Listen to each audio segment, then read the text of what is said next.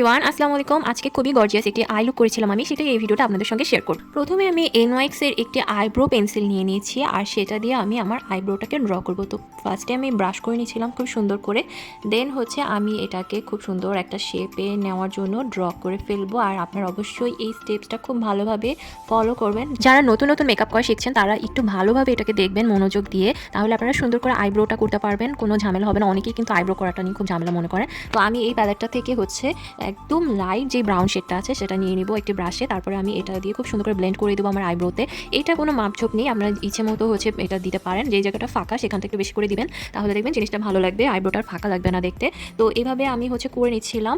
দেন আমি একটু কনসিলার, একটা ছোট ব্রাশ মানে চিকন যে ব্রাশটা হয় সেইটা দিয়ে আমি আইব্রোটাকে খুব সুন্দর করে কাট করে নিচ্ছি, তাহলে আইব্রোটা খুব শার্প লাগবে দেখতে আর শেপটা খুব সুন্দর লাগবে। তো আপনারা এই স্টেপসটা খুব ভালোভাবে দেখবেন এবং আস্তে ধীরে করার চেষ্টা করবেন, প্রথমে তাড়াহুড়ো করবেন না, তাহলে কিন্তু ভালো হবে না। তো এইভাবে করে নিয়েছিলাম। মাঝে জায়গাটা আমার ভালো লাগে না, জোড়া আইব্রো, তো এই জন্য আমি ওটাকেও কনসিলার দিয়ে হাইড করে নিচ্ছিলাম। আপনারাও এটা করতে পারেন। আর এই মেকআপটা করতে কিন্তু আমি রিমেলের আই শ্যাডো প্যালেটটা ইউজ করেছি। এই প্যালেটটা কিন্তু খুবই দারুণ, মানে সবগুলো কালার আছে এখানে বেস তৈরি করার জন্য। তো আমার আইব্রো লুকটা কেমন হয়েছে আপনারাই বলুন, কমেন্ট করে কিন্তু অবশ্যই জানাবেন। এইবার আমি আই লুকটা করবো, আর এই আই লুকটা করার জন্য কিন্তু আমি রিমেলের ওই আই শ্যাডো প্যালেট থেকে একটু ব্রাউন কালার যেটা আছে সেটা আমি নিয়ে নিয়েছি। তো ওইটা দিয়ে আমি এইভাবে আই শ্যাডোটাকে ব্লেন্ড করে নিচ্ছিলাম একটি ব্রাশ দিয়ে। আপনারাও এইভাবেই করে নেবেন, তাহলে দেখবেন খুব ভালো হবে জিনিসটা। আর ব্লেন্ডটা কিন্তু খুব সুন্দর করে করতে হবে, না হলে কিন্তু এটা দেখতে ভালো লাগবে না। আমি একটু ডিপ যে ব্রাউন কালারটা আছে সেইটা দিব, সেটা দিয়ে আমি ওইটার উপর দিয়েই আমি আবার দিচ্ছিলাম, তাহলে আরও সুন্দর লাগছিল। আমার চোখটা বড় লাগবে দেখতে এবং খুব ভালোভাবে চোখটা হাইলাইট হবে। এই আই লুকটা কিন্তু আপনারা যে কোনো ড্রেসের সাথে করতে পারেন, মানে সব ড্রেসের সাথে এই আই লুকটা ভালো লাগবে আর খুব ইজিলি করা যায়, একদমই সময় লাগে না। তো ঝটপট রেডি হওয়ার ক্ষেত্রে আপনারা এই আই লুকটা করতে পারেন। আবার সিম্পল ব্রাইট সাজার ক্ষেত্রেও কিন্তু আপনারা এই আই লুকটা করতে পারেন, তাহলে কিন্তু দেখতে খুব গর্জিয়াস লাগে।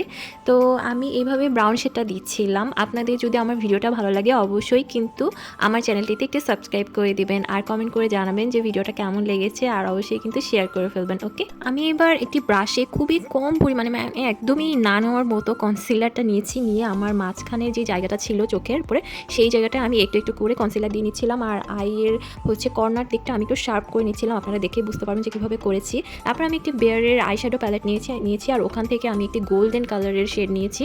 আর যেই জায়গাটা আমি কনসিলার দিয়েছিলাম ওখানটাতে আমি ট্যাপ করে দিব। আর এটা কিন্তু বেশি ঘষাঘষি করা যাবে না, তাহলে কিন্তু গ্লিটার যে আই শ্যাডোটা আছে ওটা ভালোভাবে বসবে না। তো আপনারা এইভাবে আস্তে আস্তে করে বসিয়ে দিবেন। আর একটু শার্প করে দেওয়ার জন্য আপনারা একটি ব্রাশ ইউজ করতে পারেন, ব্রাশ দিয়ে সুন্দর করে দিলেও খুবই ভালো হবে। তবে আমার কাছে আঙুল দিয়ে দিতেই বেশি ভালো লাগে, তাহলে জিনিসটা আরও সুন্দরভাবে বসে। তো এইভাবে দেখেন আমার আই লুকটা এখন কত বেশি গর্জিয়াস হয়ে গেছে, আর এটা কিন্তু বাস্তবে আরও বেশি সুন্দর দেখতে লাগছিল।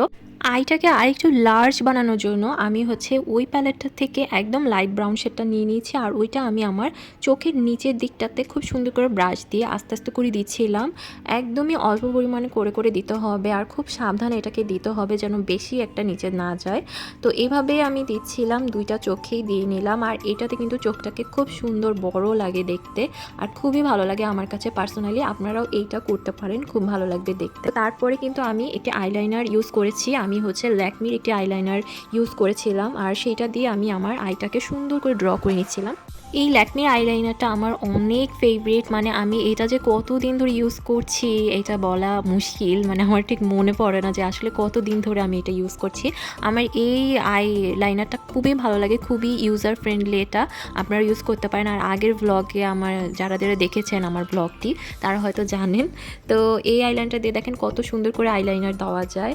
তো আমি খুব ভালো করে আইলাইনার দিচ্ছিলাম, আর আইলাইনারটা আপনারা খুব সুন্দর করে দেওয়ার চেষ্টা করবেন। যারা দিতে পারেন তারা তো পারবেনই, আর না পারেন যারা, তারা অবশ্যই ভালো করে আস্তে ধীরে দেওয়ার চেষ্টা করবেন। তো আইলাইনার দেওয়ার পরে দেখেন চোখের লুকটাই পুরো চেঞ্জ হয়ে গেছে। তো এই আমার চোখের লুকটা। চোখের এই লুকটা কেমন হয়েছে অবশ্যই কিন্তু আপনারা কমেন্ট করে আমাকে জানাবেন। ওকে, তো এরপর আমি একটি মাস্কারা ইউজ করেছি। এই মাস্কারাটা আমার অনেক ফেভারিট। এই মাস্কারাটা দিলে মনে হয় একটা ফেক আইল্যাশ পরে আছেন।